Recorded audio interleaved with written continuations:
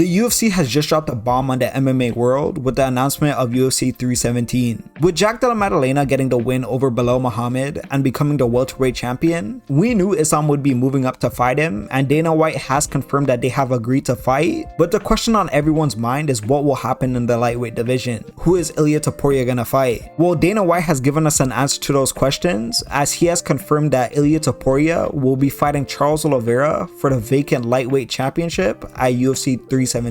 First of all, I want to give Islam his flowers for vacating the title. From his comments recently, it was clear that he wanted to have champ status and keep that lightweight belt, so I know it had to be difficult for him to give it up. So the fact that he did so that we could have this blockbuster fight, I think we should all be very grateful to Islam. Obviously, the UFC is probably compensating him in some way for doing so, but still, thank you Islam for vacating the belt. With that being said, if Topuria wasn't going to be fighting Islam for the lightweight strap, I literally can't imagine a better opponent for him than Charles Oliveira. Obviously, people are going to point to Sarukian and say that, oh, he's more deserving than anyone of getting the opportunity, but Dana has already said that he's going to have to work his way back to a title shot after he pulled out against Islam. So with Islam and Sarukian out of the picture, Topuria vs Oliveira made the most sense, and boy oh boy, this is such a banger. I already know Topuria is going to be a decently sized favorite going into this fight, but man, I could see Oliveira giving him a lot of issues with his aggression and power. I'm not going to get into any of my predictions right now,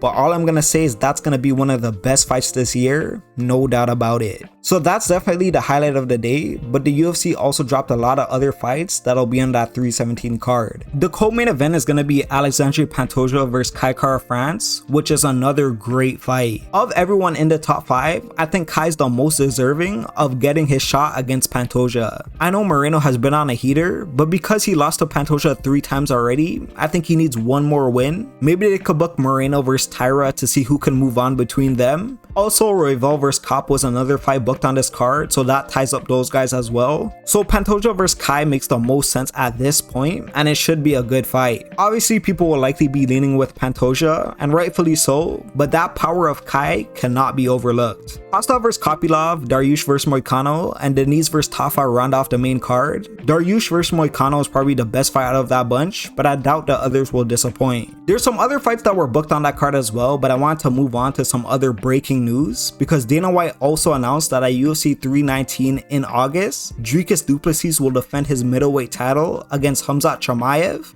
and holy smokes, that is another absolute banger dropped by the UFC. Now that one I'm being a little bit more hesitant before I get too excited, because Khamzat has had difficulties getting into the US in the past, and even when he's been able to, or even if he's fighting outside of the US, he has notoriously had health issues that has taken him out of several fights. So I'm pleading and praying that everything works out and Khamzat's camp goes smoothly, because if we actually get that fight, we're in for an absolute war. I already know I'm going to be stressed in the weeks leading up to that fight trying to break it down and predict it, but I'm willing to risk my mental health for that fight, because I'm telling you that's going to be another one of the best fights this year. So I mean, Dana White and the UFC have been getting a lot of heat, people saying we're in the dark ages of the sport and that there's no stars, but I don't know about you guys, but today didn't make me feel that way. I think the UFC is doing a great job, and even if we don't get the most anticipated fight of the year, which is Jones vs Aspinall, I think we can't blame the UFC for that. They're doing their best and are still putting on some amazing fights like the ones discussed today. So shout out to the UFC, and let me know what you guys think about these fights.